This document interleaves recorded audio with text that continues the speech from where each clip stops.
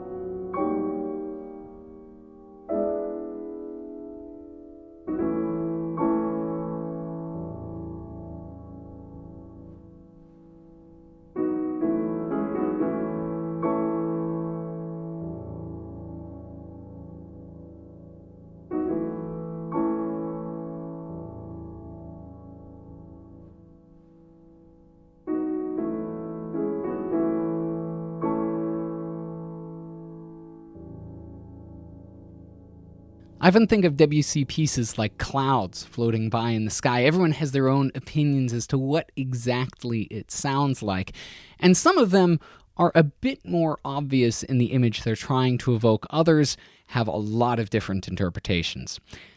Thanks to Ivan Illich for putting that up on musopen.org, and thank you for listening. If you have the chance, please rate and review this podcast wherever it is that you're getting it. I'm Tyler Alderson, and tomorrow for your classical break, we'll be continuing with the 5th through 8th Preludes from Debussy's first book. I'll see you then.